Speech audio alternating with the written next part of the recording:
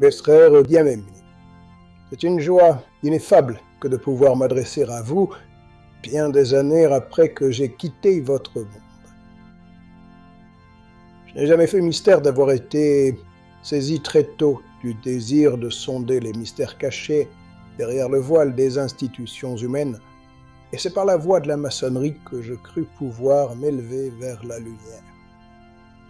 Après avoir rencontré Don Martinez de Pasquali et embrassé la doctrine des élus Cohen, sur laquelle nous aurons l'occasion de revenir, emprise en 1773 par la stricte observance que le baron de Hund avait instituée. J'y vis une belle ordonnance, mais encore imparfaite. Trop attachée à des fastes chevaleresques, elle négligeait la substance intérieure, l'œuvre secrète qui doit transformer l'homme et le préparer à la contemplation des vérités éternelles.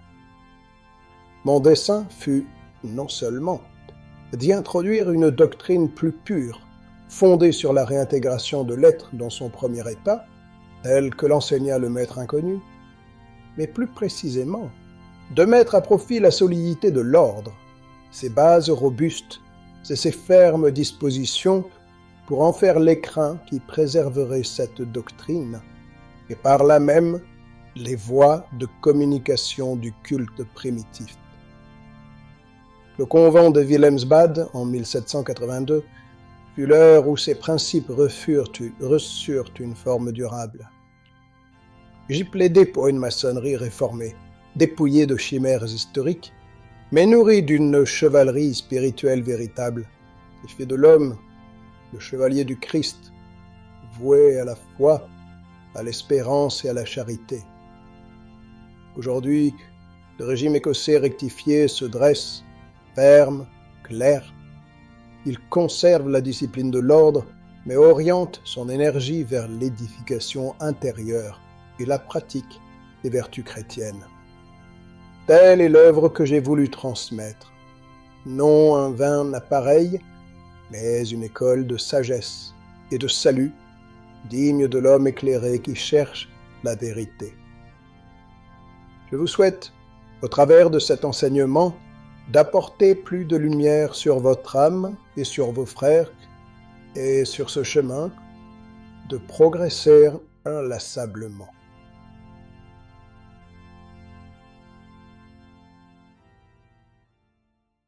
Bienvenue à l'échange. Notre sujet aujourd'hui, c'est un moment vraiment charnière de l'histoire maçonnique du XVIIIe siècle, le passage, la transition, disons, de la stricte observance templière vers le régime écossais rectifié. Oui, une période dense, c'est vrai, animée par des figures clés comme le baron de Hund, le fondateur de cette stricte observance, autour de 1751 en Allemagne, qui prétendait quand même restaurer l'ordre du Temple avec cette idée de supérieur inconnu. Et puis bien sûr, Jean-Baptiste Willermoos. Les convents d'Egau, en 78, et de Wilhelmsbad en 82 sont absolument cruciaux. Et quand on regarde les documents, ça soulève une question fondamentale. Exactement. Est-ce que cette transformation, c'était une rectification légitime, une clarification spirituelle qui était nécessaire pour un système qui semblait en crise, ou alors est-ce qu'on assiste plutôt à l'implantation, assez habile d'ailleurs par Willermoos, d'une doctrine bien personnelle, très inspirée de Martinez de Pasquali? Alors moi, je défendrais plutôt l'idée qu'on est face à une substitution doctrinale, que Willermoos en fait a utilisé la structure de la stricte observance un peu comme un véhicule pour implanter les enseignements des élus Cohen, notamment, on le verra, via des classes secrètes. Qui étaient cohérentes et indispensables. Face aux impasses, aux doutes de la stricte observance, Willermoos l'a, en quelque sorte, épurée pour la recentrer sur une quête spirituelle chrétienne, plus authentique peut-être, incarnée par la chevalerie bienfaisante. Alors commençons peut-être par l'état de cette stricte observance avant que Willermoos n'intervienne vraiment. Fondée par von Hund, elle avait un certain prestige, elle fascinait avec sa promesse templière, sa structure très rigide, mais est-ce qu'elle n'était pas déjà un peu moribonde, disons, dans les années 1770 ? La filiation templière, elle était quand même largement mise en doute. Le Forestier, plus tard, parlera de colossale mystification. Les fameux supérieurs inconnus restaient invisibles. Et puis l'ordre manquait cruellement de moyens pour ses projets de restauration matérielle. Bon, une réforme semblait vraiment inévitable, ne serait-ce que pour sa survie spirituelle. Moribonde, c'est peut-être un mot un peu fort. La stricte observance, il ne faut pas oublier, c'était un système puissant, très répandu, notamment en Allemagne. Sa structure hiérarchique, c'était son grand atout. Alors, la crise que vous décrivez, oui, elle est réelle, surtout le doute sur la filiation templière, mais était-elle vraiment insurmontable au point de devoir refondre toute la doctrine ? Ou est-ce que cette crise, finalement, n'a pas surtout servi de prétexte, en quelque sorte, à Wilhelmose ? Lui qui était, c'est vrai, déçu par le contenu doctrinal qu'il trouvait un peu pauvre, surtout comparé à ce qu'il avait vécu chez Pascali. Oui, mais est-ce qu'on peut vraiment séparer la structure du fond ? Si le fondement même qui revendiquait cette filiation templière directe s'avère être, illusoire ou en tout cas très difficile à prouver, la structure elle-même, elle perd son sens premier, non ? Wilhelmose, qui est admis en 1773-74, il a très vite perçu ce vide, semble-t-il. Lui qui d'ailleurs avait déjà exploré ces liens entre maçonnerie et templiers à Lyon bien avant, dès les années 1750. Il cherchait manifestement autre chose. La rectification, pour moi, elle visait justement à donner un but spirituel solide à cette fameuse science de l'homme, à cette structure qui existait. D'accord, mais d'autres buts étaient envisageables. On peut penser à Joseph de Maistre, qui était critique, mais aussi constructif. Dans son mémoire pour Wilhelmsbad, il suggérait d'autres voies que la simple restauration templière, mais sans pour autant vouloir y injecter la théosophie très spécifique de Pascali. Le problème, ce n'est peut-être pas tant la réforme elle-même que l'orientation très particulière que Wilhelmose lui a donnée. Et surtout, en présentant sa doctrine comme étant le but primitif de la maçonnerie. Ça, c'est un point clé. Abordons peut-être les méthodes, notamment le Convent des Gaules, en 1778, à Lyon, organisé par le Directoire d'Auvergne, sous l'influence très nette de Wilhelmose. Officiellement, il visait à réformer l'ordre en France. Et il y a ce changement de nom pour le grade sommital. On passe de chevalier templier à chevalier bienfaisant de la Cité Sainte, le CBCS. Est-ce que ce n'est pas finalement une adaptation, une reconnaissance qu'on ne peut pas prouver cette filiation historique directe ? Une adaptation, ou une manœuvre qui arrangeait bien Wilhelmose, oui.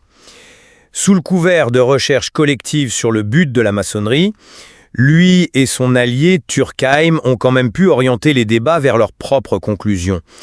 Des conclusions qui étaient déjà, en fait, largement formées par l'enseignement Cohen qu'ils avaient reçu. Changer le nom, ça permettait surtout d'évacuer cette référence templière qui devenait encombrante, pour pouvoir introduire plus facilement un nouveau contenu doctrinal. C'était habile, très habile. Mais peut-on vraiment parler d'une démarche totalement transparente ? Bon, la transparence en matière initiatique, ça a toujours ses limites, n'est-ce pas ?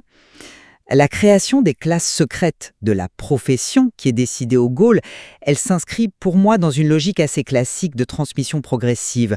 On ne révèle pas les aspects les plus profonds d'une doctrine à tout le monde, comme ça, indistinctement. Il s'agissait peut-être aussi de préserver un enseignement qu'il jugeait essentiel, de le protéger des déformations ou des mauvaises interprétations. Ou de le dissimuler, justement. Le secret absolu qui était exigé pour l'instruction de la profession. Instruction qui portait sur la doctrine Cohen, mais sans jamais nommer Pascali, c'est important. Ça ressemble quand même fort à une volonté de contrôler l'information et de masquer l'origine réelle de ces enseignements. En gros, on crée une élite, au sommet, qui est dépositaire d'un secret doctrinal que le reste de l'ordre ignore. C'est là, pour moi, que réside la substitution, la greffe dont je parlais. Alors, venons-en à Wilhelmsbad, 1782. Le Convent général de l'ordre abandonne officiellement la filiation templière directe. N'est-ce pas là une preuve de courage intellectuel ?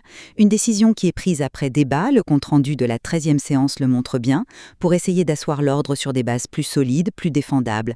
On reconnaît un rapport, oui, symbolique, mais on ne revendique plus une succession historique. Courageux, peut-être, mais aussi très pragmatique face aux critiques qui montaient. Interne comme externe. On pense à celle de Bayerlé, par exemple, qui pointait justement l'absence totale de preuves.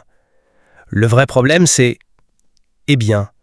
par quoi remplace-t-on cette filiation ?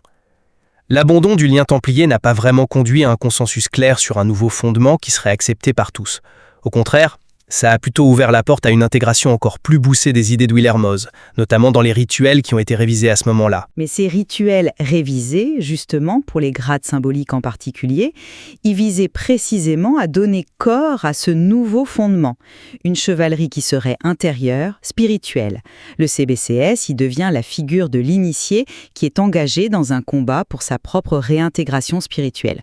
C'est quand même une perspective plus riche, plus profonde qu'une simple revendication de filiation historique, non ? Plus riche, selon les critères de Willermoz, encore une fois.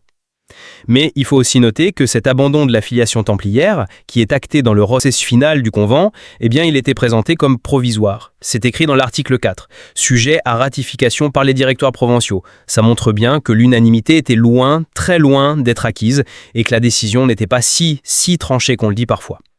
D'ailleurs, l'argument de l'absence de preuves pour le Temple, il pouvait très bien être retourné contre l'affirmation, elle aussi non prouvée, que la doctrine Cohen était le fameux but primitif de la maçonnerie. Parlons de ce contenu doctrinal, justement. Les instructions secrètes, celles de la profession et de la grande profession, elles visaient à exposer cette science de l'homme, comprendre sa nature originelle, sa chute et puis le chemin de la réintégration. C'est une forme de gnose chrétienne, oui, qui replace la maçonnerie dans une perspective de tradition primordiale. Alors certes, elle s'inspire très fortement de Pasquali, mais Willermoz l'a rectifié, comme le nom l'indique, notamment en insistant beaucoup sur le rôle central du Christ réparateur, ce qui n'était peut-être pas aussi central chez Pasquali lui-même. Rectifié, ou simplement adapté pour être instillé plus facilement dans une structure maçonnique chrétienne.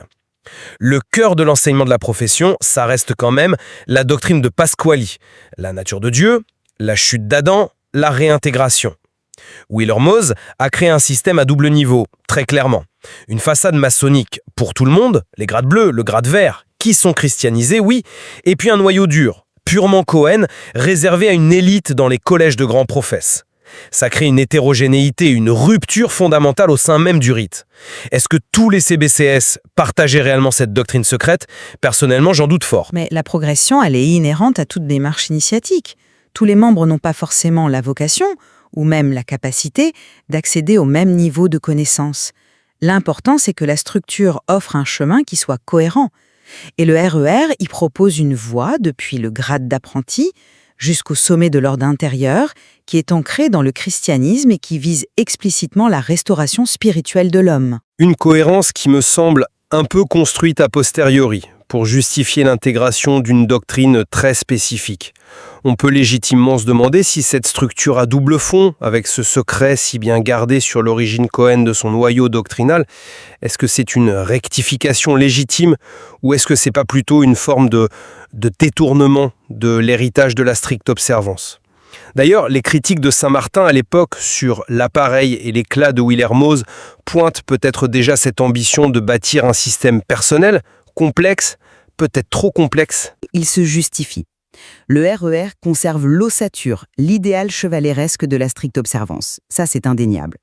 Mais s'il en élimine les aspects légendaires, qui étaient devenus intenables, et surtout il lui confère une profondeur spirituelle, un but clair, la réintégration qu'elle n'avait pas, ou plus. C'est une épuration, oui, et un approfondissement. Et moi, je vois plutôt une création nouvelle, une œuvre sui generis de Willermoz, vraiment. Il a utilisé l'enveloppe, la structure de la SEO, pour y loger une doctrine qui était fondamentalement étrangère à ses origines. Et d'ailleurs, les rituels plus tardifs, ceux de 1802 par exemple, montrent une imprégnation Cohen qui est toujours plus marquée, s'éloignant même parfois des compromis qui avaient été faits à Williamsbad. Donc la légitimité de cette rectification par rapport à l'ASEO initiale, ou même par rapport aux décisions du convent de Williamsbad, elle reste pour moi questionnable. Mais on peut se poser la question inverse. Sans cette intervention de Willermoz, est-ce que la stricte observance n'aurait pas tout simplement disparu ? Ou sombrer dans l'insignifiance, totalement discréditée par ses propres mythes fondateurs. La rectification, même si elle fut l'œuvre très déterminée d'un homme, lui a peut-être offert une survie et une pertinence nouvelle à une certaine époque. Ou bien a-t-elle précipité sa transformation en autre chose ? En un système certes fascinant, complexe, mais dont l'identité très hybride et la complexité doctrinale ont pu aussi, paradoxalement, contribuer à ses difficultés ultérieures, à son manque de succès durable dans certaines régions. Ça interroge aussi sur la viabilité universelle de cette greffe, finalement. Et la question de la filiation, qu'elle soit templière ou doctrinale. elle reste entière. En conclusion, on voit bien que le débat reste ouvert. D'un côté, il y a cette vision d'une rectification qui était nécessaire, d'une spiritualisation d'une structure maçonnique qui était en quête de sens et qui lui a donné une finalité chrétienne et chevaleresque renouvelée. Et de l'autre côté, il y a l'interprétation d'une habile substitution doctrinale, ou une vision ésotérique très particulière, celle de Pasquali, véhiculée par Willermoz, a été implantée au cœur d'un ordre qui existait déjà. Ce qui soulève des questions, évidemment, sur la méthode employée et sur la nature profonde, réelle, du régime écossais rectifié qui en est issu. Et les archives, en tout cas, révèlent l'intensité des débats de l'époque, les doutes, les stratégies, les convictions profondes qui animaient tous les acteurs de cette transformation majeure. La richesse des sources, que ce soit les correspondances, les comptes rendus des convents, tout ça montre une histoire vraiment complexe, loin des simplifications. Tout à fait. Et la question de savoir si une filiation templière, même si elle n'est que symbolique, subsiste réellement après Wilhelmsbad, ou si la véritable filiation du RER est plutôt à chercher du côté de Martinez de Pasquali. Ça reste un sujet d'étude absolument essentiel pour comprendre ce rite. Examiner ces tensions, ces perspectives différentes, c'est sans doute indispensable pour appréhender comment évoluent les traditions initiatiques, toujours entre une fidélité qui est revendiquée au passé et puis une innovation qui est parfois nécessaire pour survivre ou se renouveler. La matière est vaste. Merci de nous avoir suivis pour cet échange.